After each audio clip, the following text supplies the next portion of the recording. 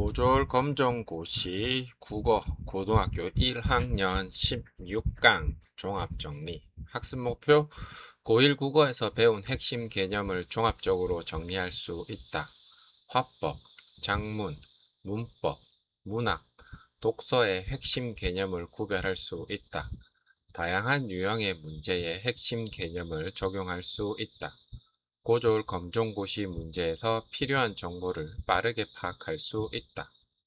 고1 국어 전체 영역 고1 국어에서 배운 내용은 크게 다음과 같이 정리할 수 있습니다.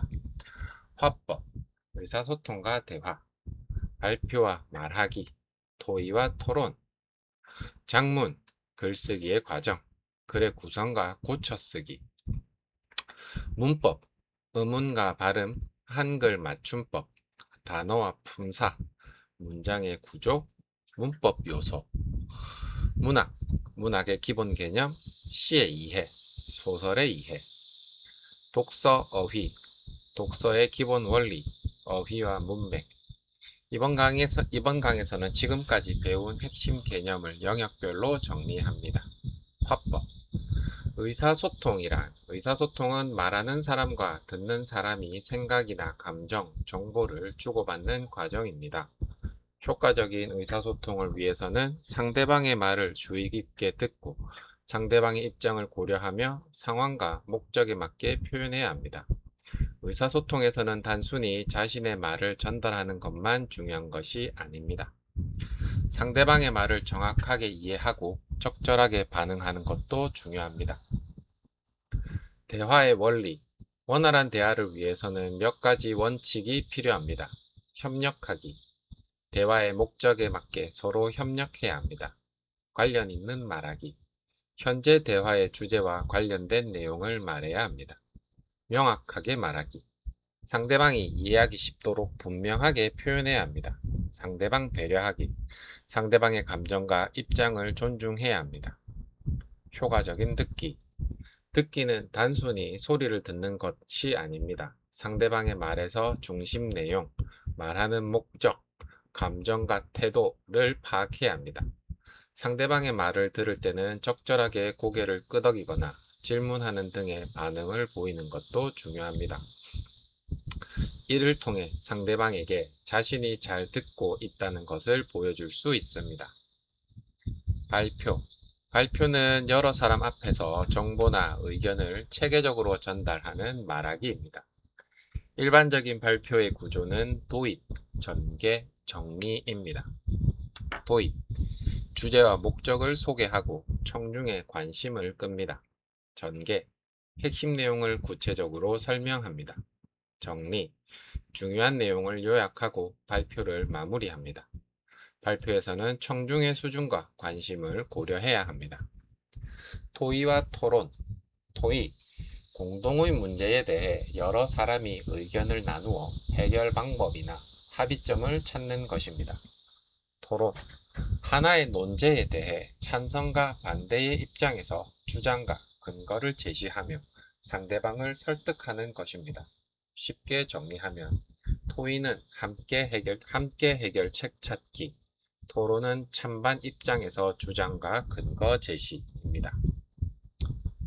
주장과 근거. 주장은 자신이 옳다고 생각하는 의견입니다. 근거는 그 주장이 옳다는 것을 뒷받침하는 이유나 자료입니다. 예를 들어 주장, 학교에 분리수거함을 더 설치해야 한다. 근거, 분리수거함이 부족하여 재활용 쓰레기가 일반 쓰레기와 섞이고 있기 때문이다.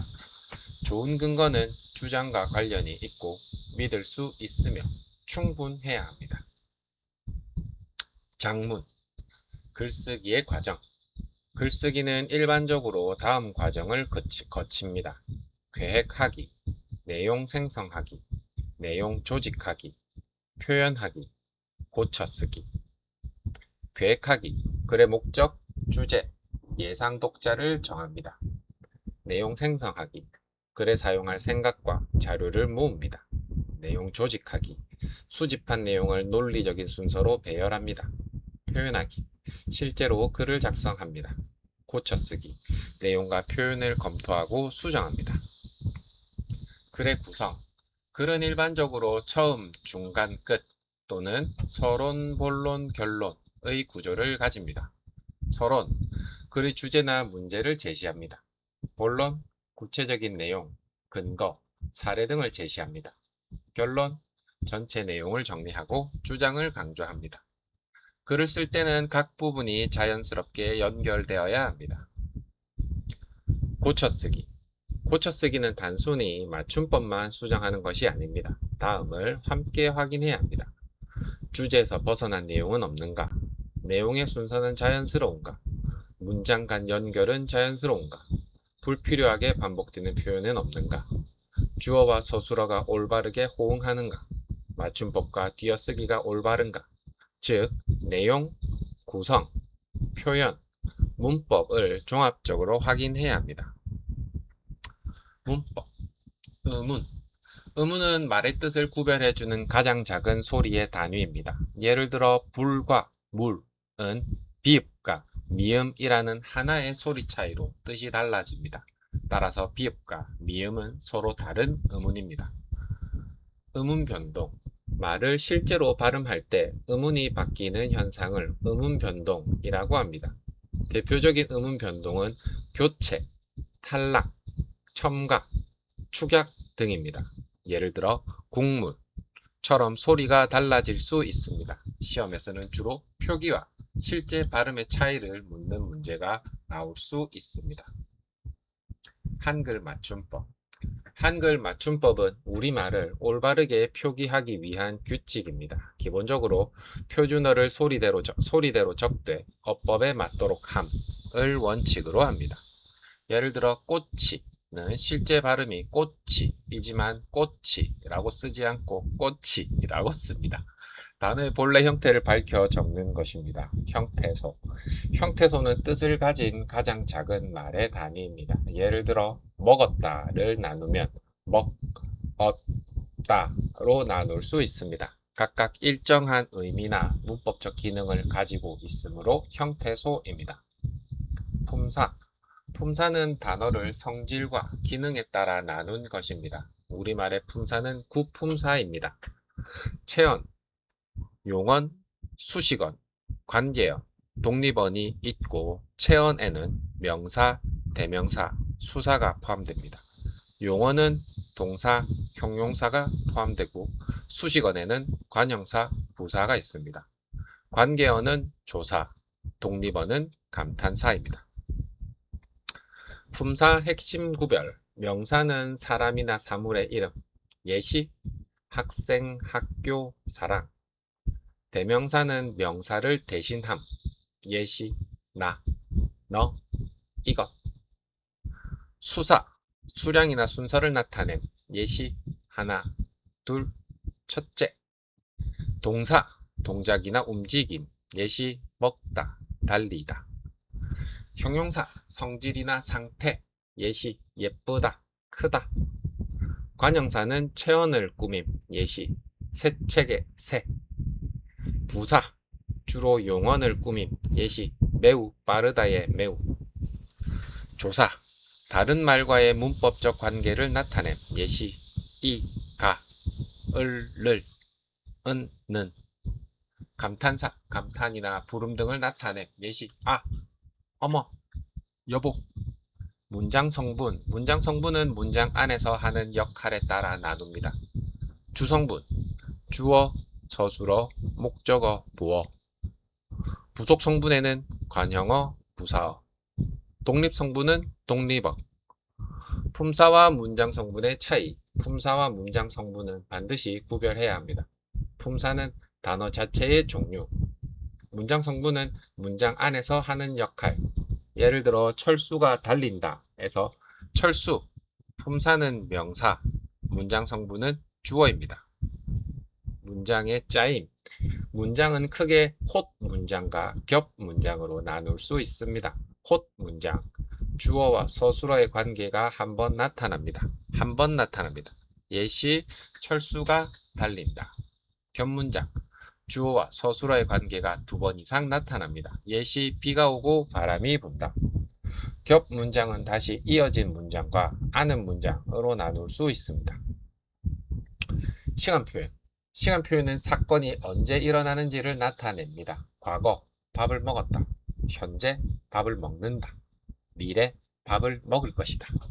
대표적인 표현으로 과거는 at, 미래는 get을 것이다 등이 있습니다. 높임 표현.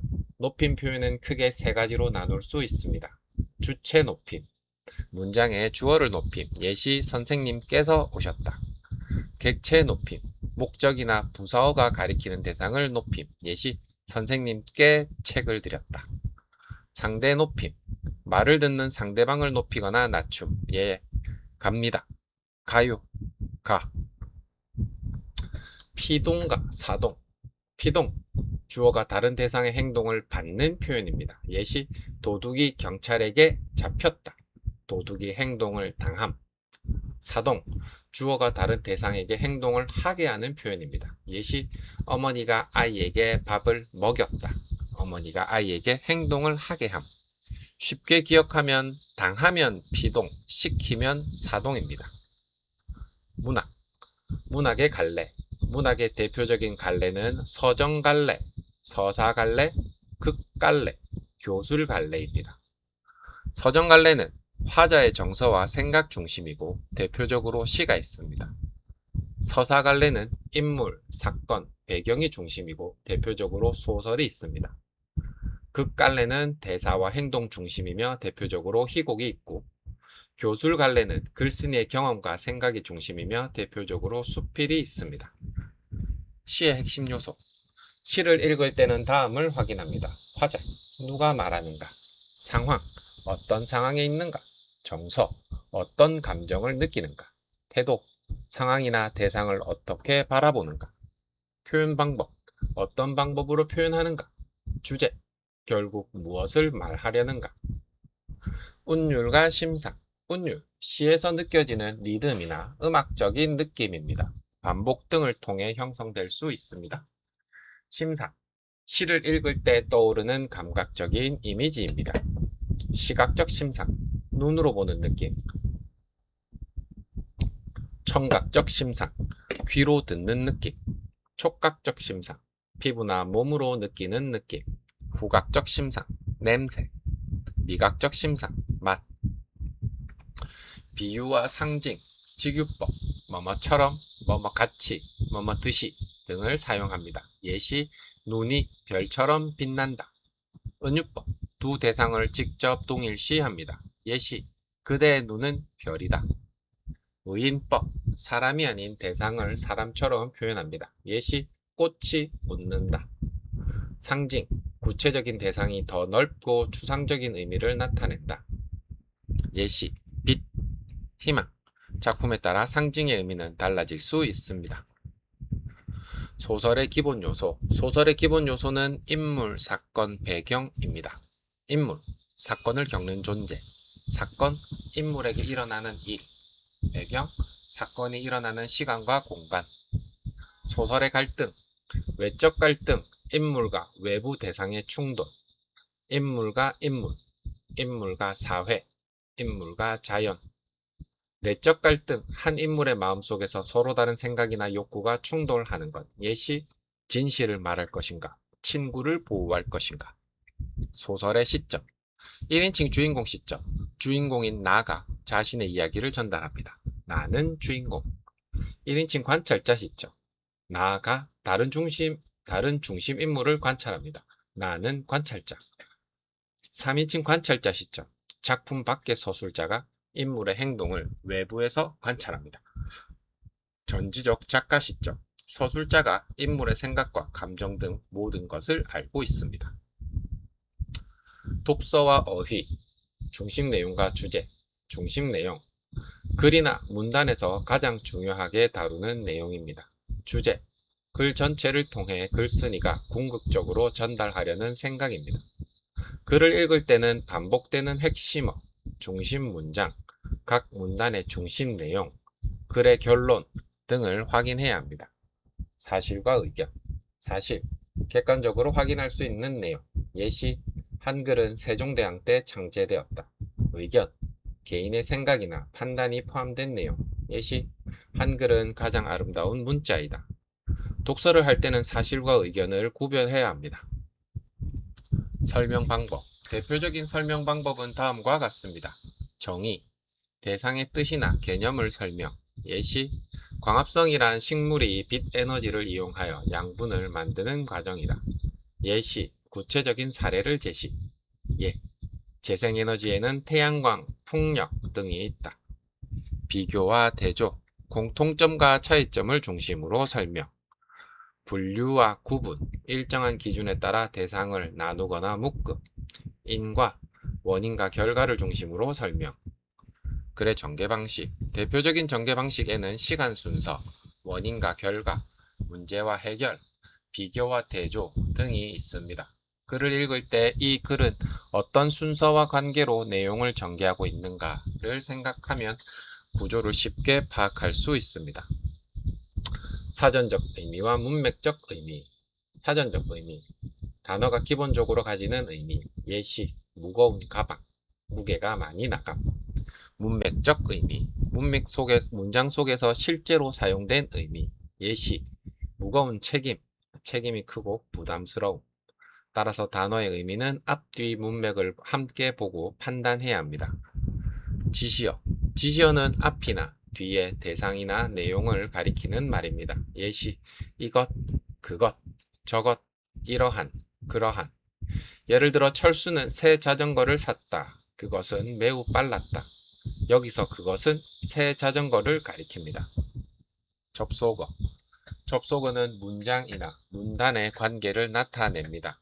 그리고는 첨가, 그러나는 반대 대조, 따라서 또는 그러므로는 결과 결론, 왜냐하면은 이유나 원인, 즉 요약이나 부연, 예를 들어 구체적인 사례, 반면에 비교나 대조. 접속어를 파악하면 글의 논리적 흐름을 빠르게 이해할 수 있습니다. 시험 문제 적용, 문제풀이 기본 원칙. 검정고시 국어 문제를 풀 때는 먼저 이 문제가 무엇을 묻는가를 확인해야 합니다. 문제 유형을 먼저 파악하면 필요한 부분에 집중할 수 있습니다. 예를 들어 화자의 정서로 적절한 것은, 화자의 감정을 찾는 문제, 밑줄 친 단어의 문맥적 의미는, 앞뒤 문맥을 확인하는 문제, 글의 중심 내용은, 반복되는 핵심 내용을 찾는 문제, 다음 중 피동 표현은, 주어가 행동을 당하는 문장을 찾는 문제입니다. 선택지 판단 방법. 객관식 문제에서는 정답을 찾는 것만큼 틀린 선택지를 제거하는 것도 중요합니다. 예를 들어 시 문제에서 화자가 슬퍼하고 있는데 1. 기쁨, 2. 그리움, 3. 분노, 4. 자만이라는 선택지가 있다면 작품의 표현과 맞지 않는 선택지를 먼저 제거할 수 있습니다. 중요한 것은 자신의 느낌이 아니라 제시된 글의 근거를 바탕으로 판단하는 것입니다. 문법 문제 풀이 방법.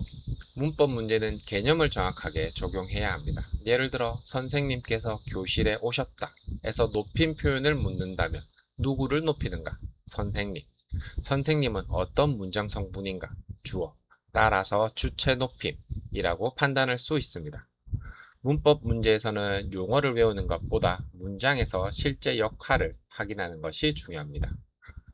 문학 문제 풀이 방법. 문학 문제는 작품에 근거하여 판단해야 합니다. 시, 화자, 상황, 정서와 태도, 표현 방법, 주제, 순서로 파악합니다. 소설에서는 인물, 사건, 배경, 갈등, 시점, 주제 순서로 파악하면 좋습니다. 독서 문제 풀이 방법. 독서 문제에서는 글 전체를 무조건 외우려고 하지 않습니다. 다음을 중심으로 읽습니다. 무엇에 관한 글인가? 소재. 가장 중요하게 말하는 것은 무엇인가? 중심 내용. 글 쓰니까 결국 말하려는 것은 무엇인가? 주제. 어떻게 설명하고 있는가? 설명 방법과 전개 방식. 이 네 가지를 중심으로 파악하면 됩니다. 최종 핵심 압축. 시험 직전 핵심 개념 화법. 토의는 공동의 해결책 합의점 찾기. 토론은 찬반 주장과 근거로 설득하기. 발표는 청중과 목적을 고려하여 전달하기. 장문. 글쓰기 과정은 계획, 내용 생성, 조직, 표현, 고쳐쓰기. 문법에서 의문은 뜻을 구별하는 가장 작은 소리라니, 형태소는 뜻을 가진 가장 작은 말이라니, 품사는 단어의 종류, 문장 성분은 문장 안에서 하는 역할, 홑 문장은 주어와 서술의 관계가 한 번, 겹 문장은 주어와 서술의 관계가 두 번 이상, 피동은 행동을 당함, 사동은 행동을 시킴. 문학에서 화자는 시에서 말하는 존재, 서술자는 소설에서 이야기를 전달하는 존재, 직유는 뭐뭐처럼 뭐뭐 같이 뭐뭐 듯이, 은유는 A는 B이다. 의의는 사람이 아닌 것을 사람처럼 표현, 상징은 구체적 대상의 더 넓은 의미를 담음. 소설에서 기본 요소는 인물, 사건, 배경, 내적 갈등이란 마음속의 충돌, 외적 갈등이란 외부 대상과의 충돌, 독서에서 중심 내용은 가장 중요하게 다루는 내용, 주제는 글쓴이가 궁극적으로 전달하려는 생각, 사실은 객관적으로 확인 가능, 의견은 개인의 생각이나 판단, 접속어, 그리고는 첨가, 그러나는 반대 대조, 따라서는 결과 결론, 왜냐하면은 이유나 원인, 즉 요약 부역, 예를 들어는 사례. 확인 문제 1번 다음 중 토론에 대한 설명으로 가장 적절한 것은 1. 여러 사람이 공동의 해결책을 찾는 활동이다. 2. 찬성과 반대의 입장에서 주장과 근거를 제시하는 활동이다. 3. 한 사람이 청중에게 정보를 전달하는 활동이다. 4. 상대방의 말을 그대로 받아들이는 활동이다. 정답은 2번. 찬성과 반대의 입장에서 주장과 근거를 제시하는 활동이다. 해설, 토론은 하나의 논제에 대해 찬성과 반대의 입장에서 주장과 근거를 제시하며 상대방을 설득하는 의사소통 활동입니다. 공동의 해결책이나 합의점을 찾는 것은 토의에 해당합니다. 문제 2번 다음 중 사동 표현에 해당하는 것은 1. 도둑이 경찰에게 잡혔다. 2. 문이 바람에 열렸다. 3. 어머니가 아이에게 밥을 먹였다. 4. 책이 책상 위에 놓였다. 정답은 3번.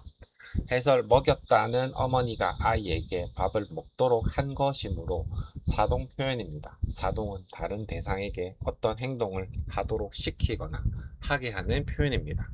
문제 3번 다음 표현에 사용된 표현 방법은 꽃들이 나를 보며 웃고 있다. 1. 지급법, 2. 은유법, 3. 의인법, 4. 대조법. 정답은 3번 의인법. 해설, 사람이 아닌 꽃에 사람의 행동인 웃다를 부여했으므로 의인법입니다.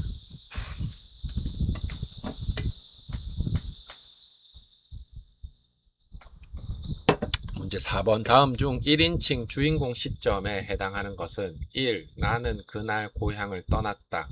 낯선 길을 걸으며 몹시 두려웠다. 2. 나는 철수가 떠나는 모습을 멀리서 지켜보았다. 3. 철수는 아무 말 없이 문을 열고 밖으로 나갔다. 4. 철수는 웃고 있었지만 마음속으로는 깊은 슬픔을 느꼈다. 정답은 1번. 나는 그날 고향을 떠났다. 낯선 길을 걸으며 몹시 두려웠다. 해설, 주인공인 나가 자신의 행동과 감정을 직접 이야기하고 있으므로 1인칭 주인공 시점입니다. 문제 5번 다음 빈칸에 들어갈 접속어로 가장 적절한 것은 인터넷은 많은 정보를 얻을 수 있게 해준다. 빈칸, 잘못된 정보가 퍼질 가능성도 있다. 1번 그리고, 2번 그러나, 3번 따라서, 4번 즉. 정답은 2번 그러나. 해설, 앞에서는 인터넷의 장점을, 뒤에서는 단점을 제시하고 있으므로 반대, 대조의 관계를 나타내는 그러나가 가장 적절합니다.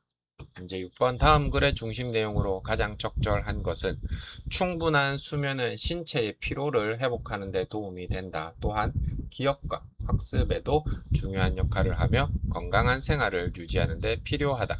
보기 1번 잠을 적게 자야 공부할 시간이 늘어난다. 2번 충분한 수면은 건강과 학습에 중요하다. 3번 수면은 신체 건강에만 영향을 준다. 4번 모든 사람은 같은 시간만큼 자야 한다. 정답은 2번 충분한 수면은 건강과 학습에 중요하다. 해설, 피로회복, 기억과 학습, 건강한 생활이라는 세부 내용은 모두 충분한 수면의 중요성을 설명하고 있습니다. 따라서 2번이 중심 내용을 가장 잘 나타냅니다.